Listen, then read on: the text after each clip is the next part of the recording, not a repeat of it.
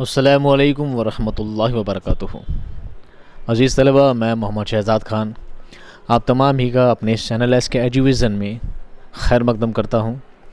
आप तमाम ही का तहे दिल से इस्तकबाल करता हूँ। उम्मीद करता हूँ आप तमाम ही खैर आफ़ियत से होंगे और खुश व खुर्रम ज़िंदगी गुजार रहे होंगे। प्यारे बच्चों, आपके निसाब जान पहचान का एक सबक हम और लेकर हाज़िर हुए हैं। ये सबक है सबक नंबर 13। ये सबक एक गज़ल है और गज़ल का कोई उन्वार नहीं होता, गज़ल का कोई टॉपिक, कोई नाम नहीं होता। ये बात मैं आपको पिछले वीडियो में बता चुका हूँ। इसलिए मैंने इस गज़ल का पहला मिसरा, जो पहला सेंटेंस है, वो लिखा है, कोई उम्मीद बर नहीं आती।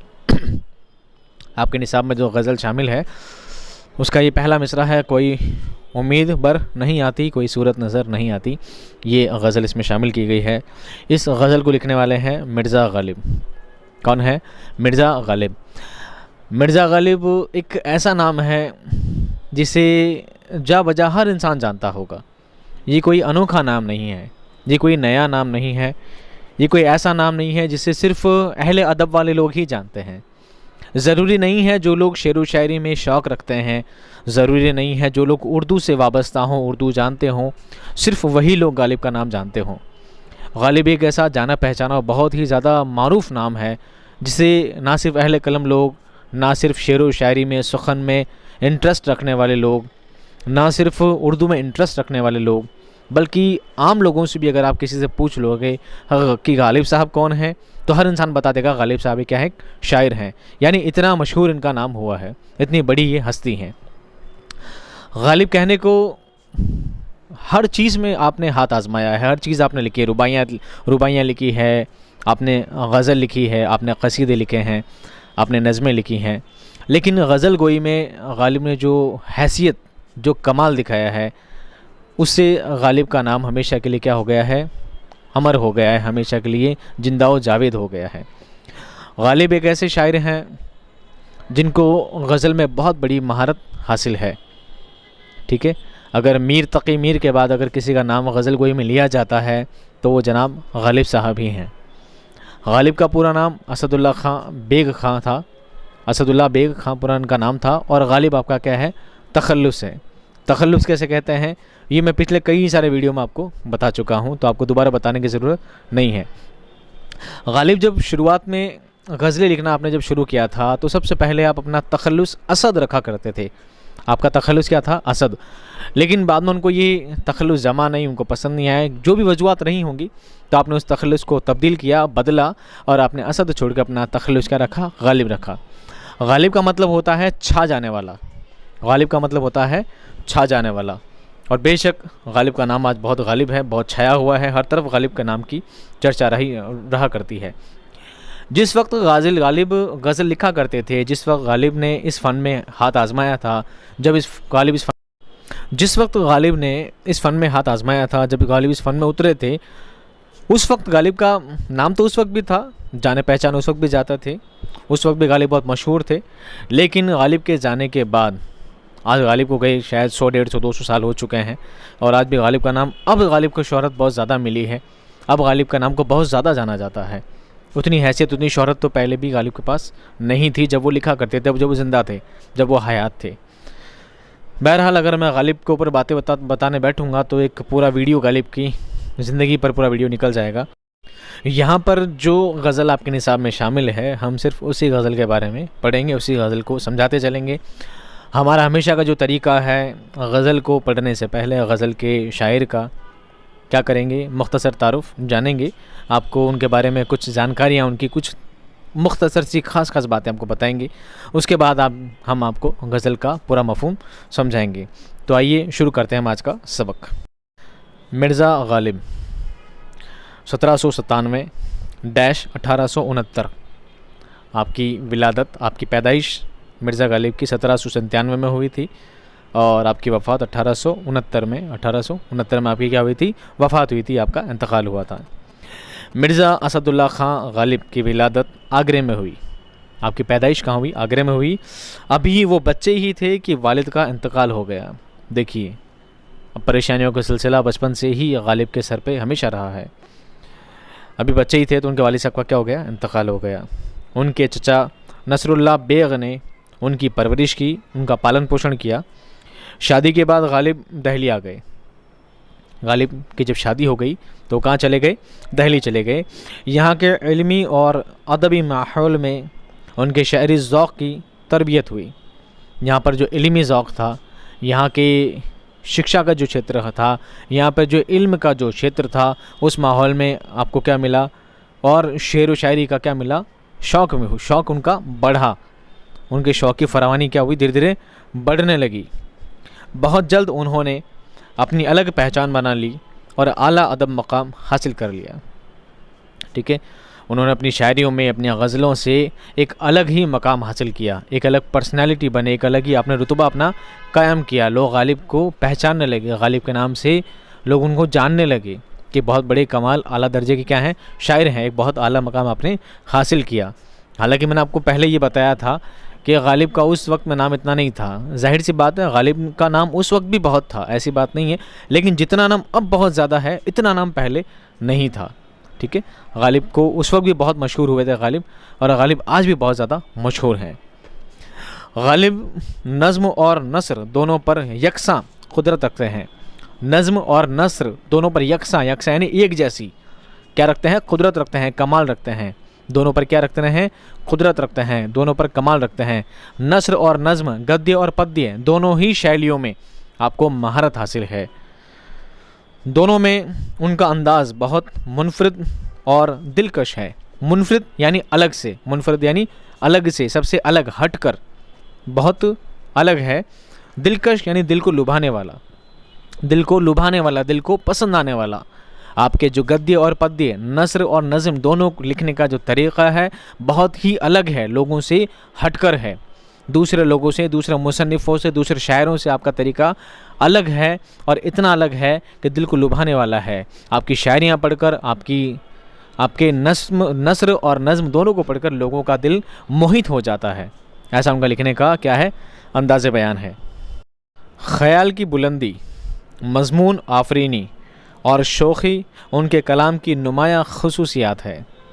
आपने जो लिखा उसकी ख़ुसूसियात, उसकी विशेषताएँ, ठीक है, उसकी विशेषताएँ क्या हैं। ख़याल की बुलंदी यानी जो आपने सोचा है, बहुत ऊंची सोच रखने वाला इंसान, बहुत बड़ी आला दर्जे की सोच रखना आपकी क्या है, ख़ासियत है। मज़मून आफरीनी यानी निबंध लिखना, मज़मून यानी कुछ लिखना, लेख लिखना, आफरीनी कहते हैं उसकी वाहवाही वाली बात। ऐसा मज़मून लिखना जिस पे बहुत ज़्यादा वाहवाही हो, बहुत ज़्यादा खुले विचार लिखना। और शोखी उनके कलाम में, उनके कलाम की नुमाया ख़ुसूसियत है। शोखी, मासूमियत, ठीक है, तंज़ो ज़राफ़त उनकी क्या है, ख़ासियतें हैं।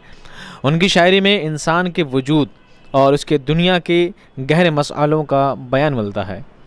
इंसानी वजूद, एक इंसान के साथ ज़िंदगी में क्या मसले मसाइल आ सकते हैं, एक इंसान दुनिया में किन किन हालतों में रह सकता है, एक इंसान सुख दुख के किन उतार चढ़ाव से दो चार होता है, एक इंसान की ज़िंदगी में किस तरह के हालात पेश आते हैं, उन सब बातों को आपने अपनी शायरियों में, अपनी गज़लों में, अपने नज़्मों में उतारा है उन चीज़ों को।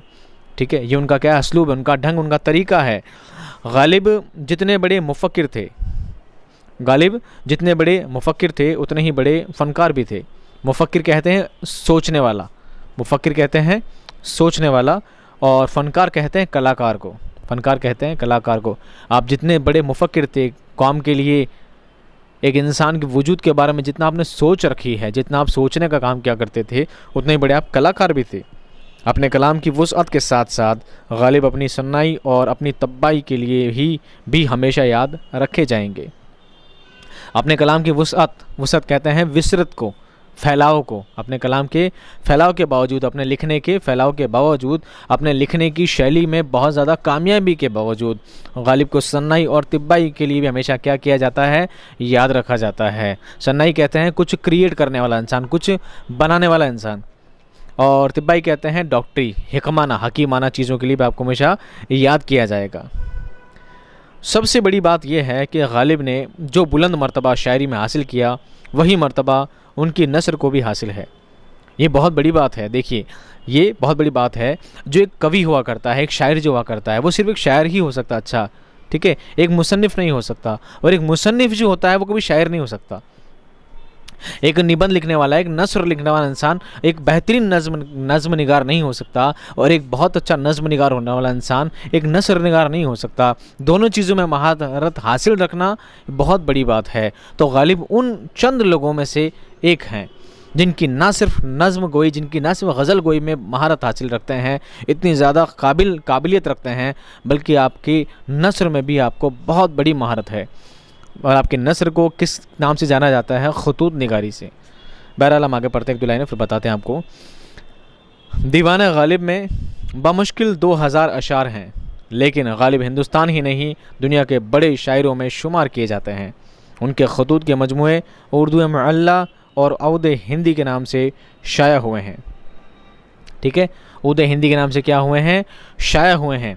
अब देखिए, गालिब का जो गज़ल गोई का जो नाम है, गालिब ने जो गज़ल गोइयाँ जो की है, गालिब ने जो गज़लें लिखी है, गालिब ने जो गज़लें कही हैं, वो इतनी ज़्यादा फेमस हुई हैं, उनसे गालिब का नाम इतना बड़ा हुआ है। गालिब के नाम को जो वक़ार मिला है, गालिब को जो वक़ार मिला है, ना सिर्फ हिंदुस्तान में बल्कि दूसरे ममालिक में भी गालिब का बहुत ज़्यादा नाम उसलिए लिया जाता है। गालिब बहुत गज़ब के, बहुत ही आला दर्जे के शायर आप हुए हैं।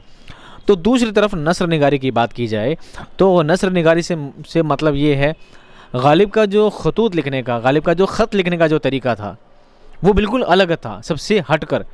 आदाब व अलक़ाब वाली बातें उन्होंने हटा दी अपने खतूत से। ठीक है, बहुत ज़्यादा अदब करना, बहुत ज़्यादा एहतराम करना, उन चीज़ों को हटा दिया और बिल्कुल आम सलीस ज़बान में उन्होंने क्या किया? मुरासिले को मुकालमा बना दिया।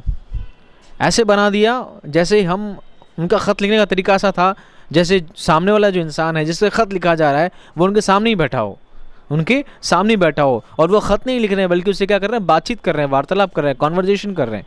ये उनके लिखने का क्या था? ढंग था। इसलिए उनकी खतूत निगारी को भी नस्र निगारी के अदब में शामिल किया गया है।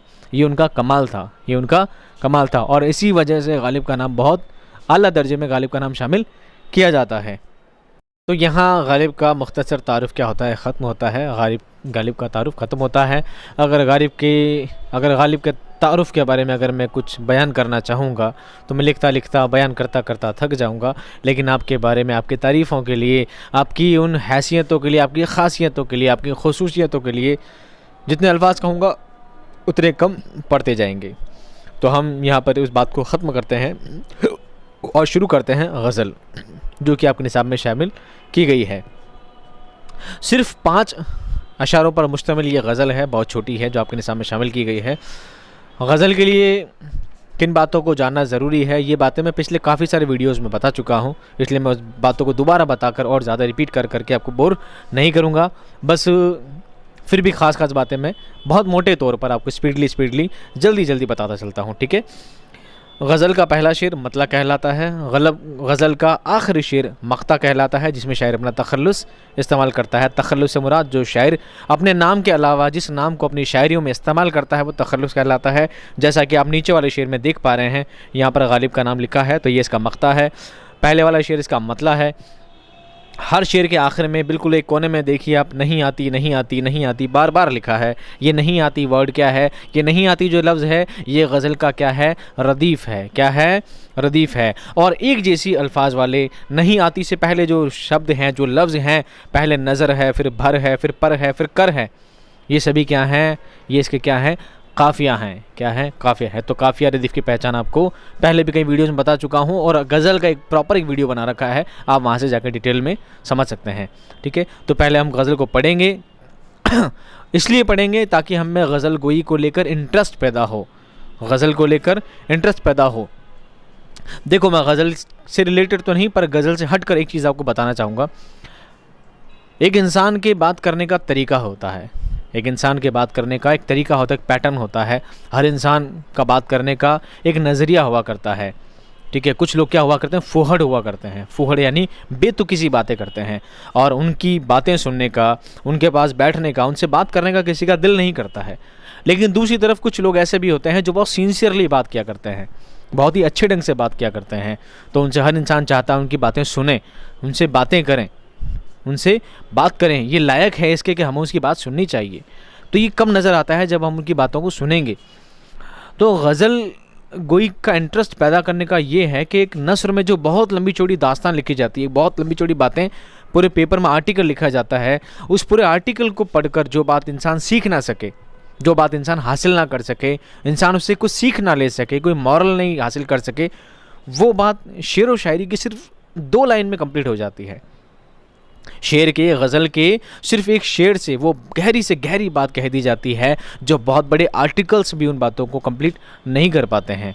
बहुत बड़े बड़े आर्टिकल, बहुत बड़े बड़े लेख, पूरी पूरी किताबें छप जाती हैं, इंसान पूरी किताब पढ़ लेता है पर उनसे कोई मॉरल हासिल नहीं कर पाता, उनसे कोई शिक्षा हासिल नहीं कर पाता, वो सीख नहीं ले पाता है, उससे वो सीख हासिल नहीं कर पाता है जो मुसन्निफ़ चाहता था।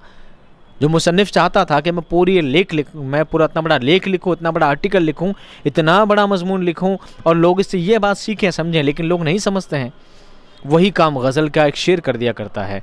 तो गज़ल के बारे में ये कहा जाता है, गज़ल का हर एक शेर अपने आप में पूरी मुकम्मल बात कह देता है। यहाँ पर जो शेर लिखे गए हैं, यहाँ पर जो अशार लिखे गए हैं, तो यहाँ पर दोनों साइड एक एक मिसरा है। ये एक मिसरा है, दूसरी तरफ दूसरा मिसरा है, तो एक और एक 2 मिसरा मिलकर एक शेर बनता है, ठीक है। और टोटल मिलाकर इसमें कुल 5 अशार दिए गए हैं और ये 5 अशार मिलकर क्या बनता है, एक गज़ल बनती है। गज़ल के लिए ये भी कोई क़ैद नहीं है कि गज़ल लंबी हो, बड़ी हो, छोटी हो। गज़ल के लिए ऐसी कोई क़ैद नहीं है। गज़ल कितनी छोटी भी हो सकती है, कितनी बड़ी भी हो सकती है। आइए शुरू करते हैं हम आज की गज़ल। कोई उम्मीद बर नहीं आती, कोई उम्मीद बर नहीं आती, कोई सूरत नज़र नहीं आती। मौत का एक दिन मुअय्यन है, नींद क्यों रात भर नहीं आती। आगे आती थी हाल दिल पे हंसी, अब किसी बात पर नहीं आती। है कुछ ऐसी ही बात जो चुप हूँ, वरना क्या बात कर नहीं आती। काबे किस मुँह से जाओगे गालिब, शर्म तुमको मगर नहीं आती। बहुत ही खूबसूरत गज़ल है। इसका एक एक शेर पढ़ेंगे और उसका मतलब आपको बताते चलते हैं। सबसे पहले अगर आपको इस शेर की, इस गज़ल का एक शेर अगर आपके एग्ज़ाम में दे दिया जाए, इम्तिहान में, पेपर में दे दिया जाए और आपसे कहा जाए मंदरजा झेल अशार की क्या कीजिए, तशरीह कीजिए, मैं सियाक़ो सिबाक के, तो आपको सबसे पहले लिखना है सियाक़ो सिबाक, हेडिंग लगाना है और लिखना है मंदरजा बाला अशार हमारे निसाब की गज़ल से लिया गया है, जिसके शायर मिर्ज़ा गालिब हैं। उसके बाद लिखना है तशरीह, और तशरीह क्या करनी है आइए बताते चलते हैं। पहला शेर है, कोई उम्मीद बर नहीं आती, कोई सूरत नज़र नहीं आती। कोई उम्मीद बर नहीं आती, बर नहीं आती यानी पूरी नहीं होती, कोई उम्मीद पूरी नहीं होती है और कोई सूरत नज़र नहीं आती, यानी ऐसी कोई सूरत अब नज़र नहीं आती, ऐसा कोई हालात अब नज़र में नहीं आते कि अभी उम्मीद पूरी होगी। यानी ये शेर क्या है, गालिब ने बहुत ज़्यादा तकलीफ़ वाले हालात में लिखे हैं, जब गालिब खुद बहुत ज़्यादा ज़िंदगी के बहुत बड़े बड़े मसलों मसाइलों से, बहुत बड़े बड़े मसले से, बहुत बड़े मसाइलों से, बहुत परेशानियों के हालत में जब आप डूबे हुए थे, उस टाइम में आपने ये शेर लिखा है कि कोई उम्मीद बर नहीं आती। अब कोई ऐसा लगता ही नहीं कि ज़िंदगी में कोई उम्मीद बची है जो मेरी पूरी होगी। कोई उम्मीद मेरी, कोई इच्छा मेरी क्या नहीं होती है, पूरी नहीं होती है, और कोई सूरत नज़र नहीं आती है, और ये भी नज़र नहीं आता कि आगे वो मेरी उम्मीदें पूरी होंगी। अब तक जो उम्मीदें थी मुझे वो कोई पूरी नहीं हुई है। गालिब के घर लगातार काफ़ी सारे बच्चे हुए थे, एक एक करके काफ़ी बच्चे, 7 बच्चे हुए थे और एक एक करके सब वापस क्या हो गए थे, इंतकाल हो गया था। ऐसे बच्चे क्या हो गए थे, इंतकाल पा गए थे, उनके बच्चों की लगातार मौत हो रही थी। तो ऐसे गम में डूबे हुए हालत में आपने ये इशार लिखे थे कि कोई उम्मीद बर नहीं आती, अब तो लगता ही नहीं है, अब कोई उम्मीद लगता ही नहीं है कि अब कोई उम्मीद पूरी होगी। ऐसी कोई उम्मीद अब बची ही नहीं है कि मेरी उम्मीद कोई पूरी होगी, और ऐसी सूरत भी नज़र नहीं आती है, ऐसा कोई अंदाज़ा भी नहीं लगता कि मेरे आने वाले वक्त में भी मेरी कोई उम्मीदें पूरी होंगी। बहुत ज़्यादा नाउमीदी वाली, बहुत उस तकलीफ़ वाली हालत में आपने ये शेर लिखा है। अगला शेर देखिए, मौत का एक दिन मुअय्यन है, नींद क्यों रात भर नहीं आती। मौत का एक दिन मुअय्यन है, मुअय्यन है यानी तय है। मौत का एक तो दिन तय है, नींद क्यों रात भर नहीं आती।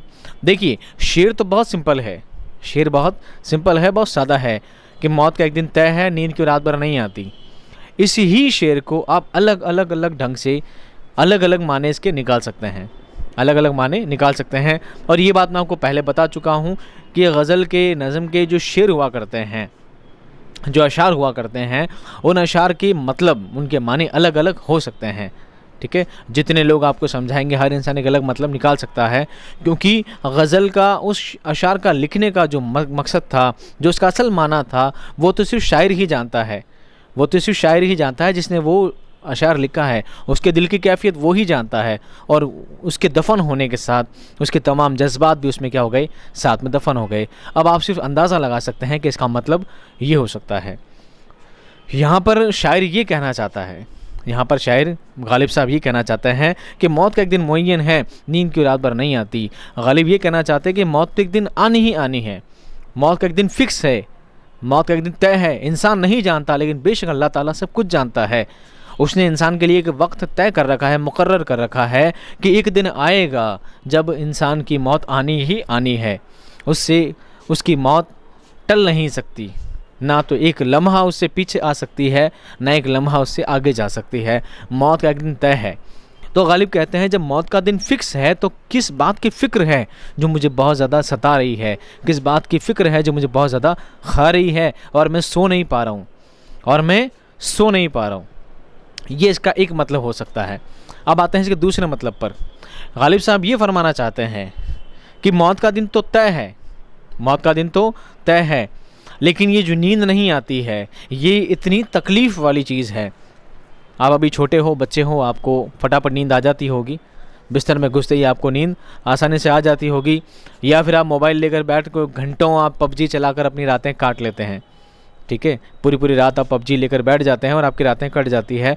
लेकिन सोचिए जब इंसान के पास कोई टाइम पास का ज़रिया ना हो, जब इंसान के पास टाइम पास का ज़रिया ना हो और किसी बेकरारी में, किसी बेचैनी में अगर वो रात काट रहा है तो उसका वो रात काटना कितना मुश्किल हुआ करता है।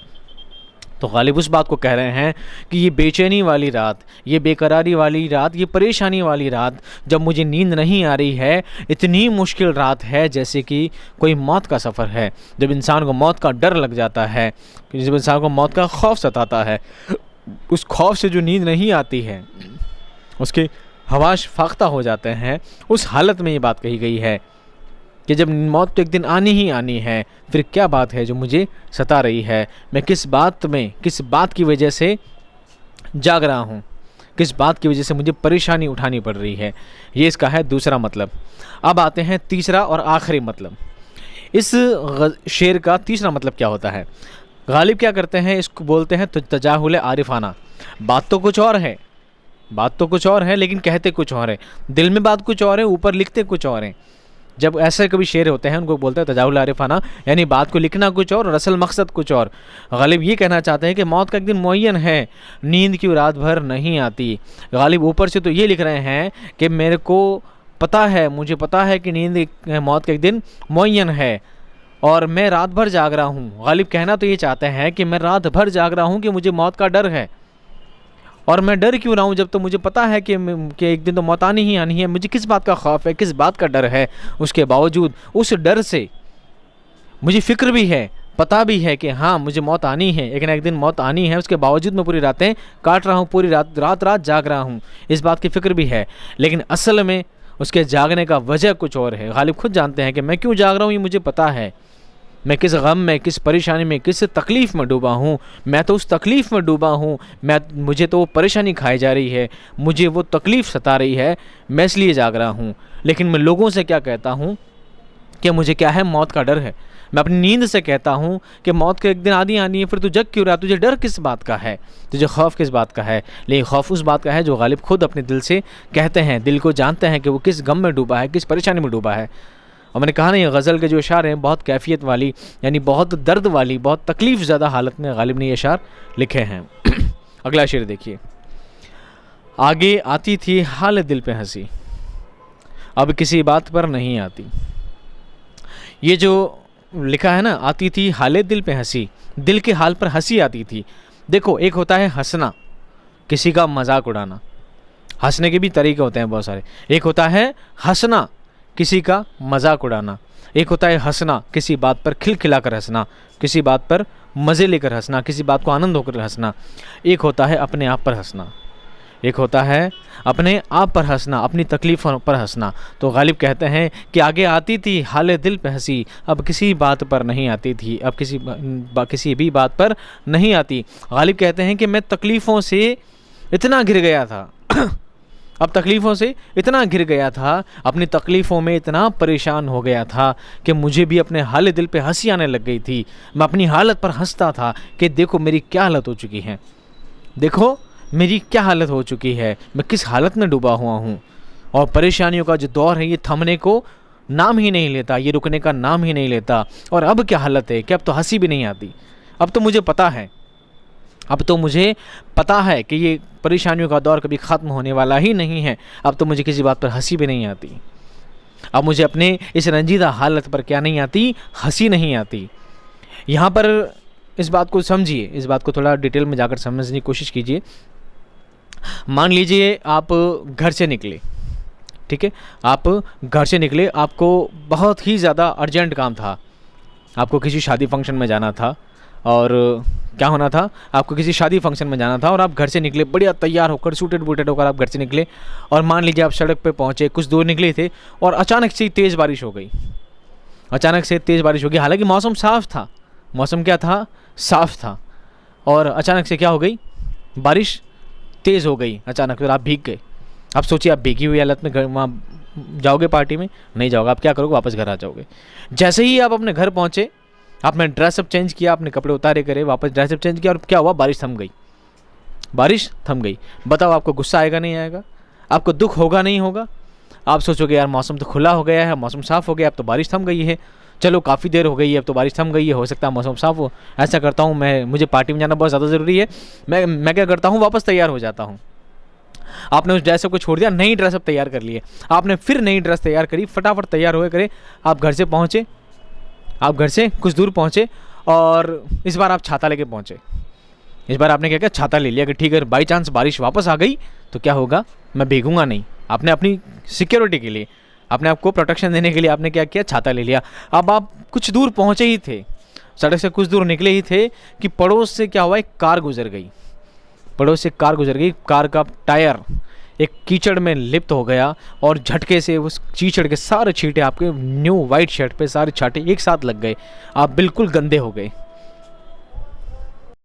आप बिल्कुल क्या हो गए, गंदे हो गए। अब बताइए आपको गुस्सा आएगा कि खुश होंगे, आपको आएगी हंसी, आपको क्या आएगी, हंसी आएगी अपने आप पर, बहुत गुस्सा आएगा।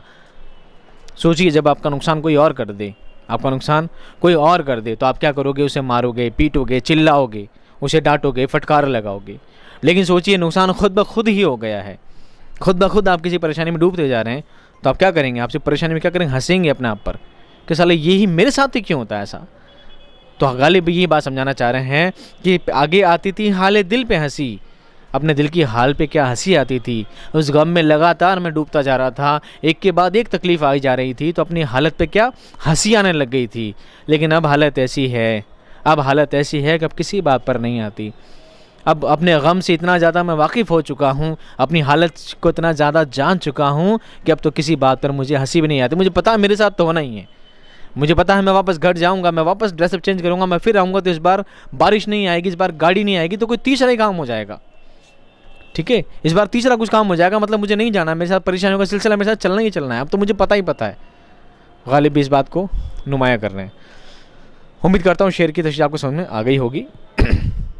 अगला शेर देखिए, है कुछ ऐसी ही बात जो चुप हूँ, है कुछ ऐसी ही बात जो चुप हूँ, वरना क्या बात कर नहीं आती। अब गालिब कह रहे हैं कि महफिल में जाता हूँ, लोगों में जाता हूँ, तो क्या बात है, मुझे बात करना नहीं आता क्या, मुझे भी बात करना आता है, लेकिन कुछ ऐसी बात है, कुछ ऐसी बात है कि मैं चुप हूँ। क्या बात है वो मैं ही जानता हूँ, क्या बात है वो मैं ही जानता हूँ। है कुछ ऐसी बात, कोई ऐसी बात है कि मैं बिल्कुल चुप हूँ, मैं बात नहीं कर रहा हूँ। वरना क्या मुझे बात करना नहीं आता, क्या मुझे बात करना नहीं आता क्या, मैं भी चाहता हूँ लोगों से बातें करना, उनमें घुलना मिलना, पर ऐसी क्या बात है, ऐसी क्या वजह है, कोई वजह है, कोई दर्द है, कोई परेशानी है कि मैं अपने दिल में उसे छुपाए बैठा हूँ, वरना क्या मुझे बात करना नहीं आता।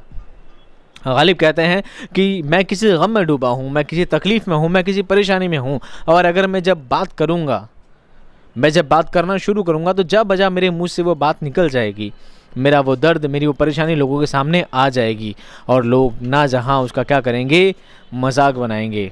लोग मेरी परेशानी पर हंसेंगे, मेरी तकलीफ़ों पर हंसेंगे, मेरी बात का मजाक बनाएंगे, इसलिए मैं चुप हूँ, मैं खामोश हूँ, अपनी तकलीफ़ों को, अपने दर्द को अपने दिल में ही छुपाए बैठा हूँ। क्या मुझे बात करना नहीं आता? आपने देखा होगा कि इंसान जब बहुत ज़्यादा परेशान हो जाता है, एक इंसान जब बहुत ज़्यादा परेशान हो जाता है, एक इंसान अपने दुनिया के, अपनी ज़िंदगी के बहुत बुरे दिन जी रहा होता है, तो क्या करता है? मायूस हो जाता है, थोड़ा मुंह लटका लेता है, चुपचाप रहता है, किसी से बातें नहीं किया करता है, खामोश रहा करता है। वो हमेशा बोलने वाला इंसान, वो हमेशा खिलखिलाने वाला इंसान क्या हो जाता है? बिल्कुल चुप हो जाता है, मायूस हो जाता है, बिल्कुल खामोश हो जाता है। क्या उसे बात करना नहीं आता? बिल्कुल उसे बात करना आता है। क्यों नहीं कर सकता है बात? वो हमेशा ही बातें किया करता था। आप चुप क्यों हैं? चुप इसलिए है कि उसे कोई दर्द, उसे कोई तकलीफ़, कोई परेशानी है जो दिल ही दिल में उसको खाए जा रही है, और सिर्फ उसी परेशानी के सबब, उस तकलीफ़ के, उस दर्द के सबब वो किसी से बात करना नहीं चाहता। वो जानता है जब मैं लोगों को बताऊंगा मैं इस तकलीफ़ में हूँ, मैं इस परेशानी में मुब्तला हूँ, मैं इस हालात से दो चार हो रहा हूँ, तो लोग सिर्फ क्या करते हैं? मजाक बनाएंगे। अगर दर्द पे हूँ, परेशानी में हूँ, किसी ज़ख्म से हूँ, तो लोग मरहम लगाने की बजाय उस पर नमक लगाएंगे। तो बेहतर है कि मैं अपना मुंह बंद रखूँ, मैं चुप रहूँ। तो गालिब साहब फरमाते हैं कि है कोई ऐसी बात है जो मैं लोगों को नहीं बताना चाहता। मैं अपने दर्द में ही जीना बेहतर समझता हूँ बनिस्बत इसके क्या मुझे बात करना नहीं आता, क्या मुझे बात करने का तरीका नहीं है, क्या मुझे बात करने का सलीका नहीं है। सब कुछ है, पर मैं जानता हूँ कि मेरी इस तकलीफ़ का लोग क्या मजाक बनाएंगे। समझ में आई बात? अगला और आखिरी शेर दे समात फरमाए। काबे किस मुंह से जाओगे गालिब, काबे किस मुंह से जाओगे गालिब, शर्म तुमको मगर नहीं आती। गालिब बड़ी मासूमियत से बात कहते हैं। गालिब कहते हैं काबे किस मुंह से जाओगे। काबा शरीफ, बैतुल्ला शरीफ जिसको जाना है, अल्लाह ताला ने इसको फ़र्ज़ करार दिया है, जिसको अल्लाह ताला ने हस्ब मामूल इस्तिताअत अता फरमाई है, जिसको अल्लाह ने शर्फ़ अता फरमाया है, जिसको अल्लाह ने इस्तिताअत दी है, जिसको साहिब निसाब बनाया है, उस पर फ़र्ज़ है कि वो काबा का तवाफ़ करे, वो हज पर जाए। ठीक है, तो गालिब कहते हैं काबे किस मुँह जाओगे, तुम काबे भी किस मुँह जाओगे, खुदा के घर में किस मुँह से जाओगे। लेकिन दूसरी तरफ ये भी कहते हैं कि तू तो जा सकता है, तुझे तो शर्म ही नहीं आती, तू तो बड़ा बेशर्म है, तो बड़ा बेशर्म है, तुझे शर्म ही नहीं आती, पर तू जा सकता है। यानी खुदा के घर जाने की बात रखते हैं। और गालिब खुद भी जानते हैं कि गालिब बहुत गुनहगार हैं, गालिब बहुत गुनहगार हैं, और ये भी कहते हैं कि मैं जाना किस मुँह से जाऊँगा, मैं तो बहुत गुनहगार हूँ। पर दूसरी तरफ ये भी कहता हूँ कि मैं तो बहुत, मुझे तो शर्म नहीं आती, मैं तो जैसे जहाँ चला जाता हूँ, मैं तो जैसे जहाँ चला जाता हूँ तो मैं तो वहाँ भी चला जाऊँगा, मैं तो वहाँ भी चला जाऊँगा, और बेशक रब्बे करीम मुझे माफ़ फरमा देगा। देखिए बात सीधी सादी है, पर थोड़ी घुमाई फिराई है। आप इस बात को इस वे में ना लेके गालिब गुनहगार थे। गुनहगार तो हर इंसान है, गुनहगार तो हर इंसान है। हमें भी कभी ये नहीं सोचना चाहिए कि हम बिल्कुल गुनाहों से पाक हैं, हमने तो कोई गुनाह नहीं किए हैं। अगर आपने नहीं किए हैं तो बहुत अच्छी बात है, लेकिन ये भी जानता हूँ कि जाने अनजाने में ना जाने कितने गुनाह होते हैं जो हम कर बैठते हैं, और हमें इस बात की फ़िक्र भी नहीं होती, हम इस बात को जानते भी नहीं कि अच्छा ये गुनाह था क्या, अच्छा ये गुनाह था क्या, हमें तो पता भी नहीं था। ये बातें गुनाह हो सकती है कि हमें तो ये भी पता नहीं था, लेकिन इंसान को जब पता लगता है, इंसान को जब इतना शऊर होता है, तब उसे पता लगता है कि हाँ ये सब बातें गुनाह थी। तो इंसान को हर वक्त, चाहे वो गुनाह करे या ना करे, इंसान को हमेशा तौबा इस्तग़फ़ार करते रहना चाहिए। हमेशा रब्बुल इज़्ज़त से, अल्लाह ताला से क्या करनी चाहिए? तौबा करनी चाहिए, ताकि वो तुम्हारे गुनाहों की बख्शिश करे, ताकि वो तुम्हारे गुनाहों की बख्शिश करे। इसलिए तुम्हें हमेशा तौबा करते रहना चाहिए। तौबा करना तुम पर लाजिम है, तौबा करना तुम पर फ़र्ज़ है, चाहे तुम गुनाह करो या ना करो। लेकिन ये ना सोचो कि तुम गुनहगार नहीं हो। बेशक जाने अनजाने में इंसान से हज़ारों गुनाह होते हैं, जाने अनजाने में इंसान से हज़ारों गुनाह होते हैं, और इंसान को इस बात की फ़िक्र भी नहीं होती, उसे ये बात पता भी नहीं होती कि मैंने जो किया ये गुनाह था भी क्या। मान लीजिए आप घर में हो, और अगर आपने माँ बाप से थोड़ा तेज़ आवाज़ में चिल्ला कर बात कर ली, तो ये भी गुनाह है, ये भी गुनाह है। अल्लाह ताला फरमाता है, कुरान शरीफ में इसका जिक्र है कि माँ के सामने उफ़ भी कहना क्या है? गुनाह है।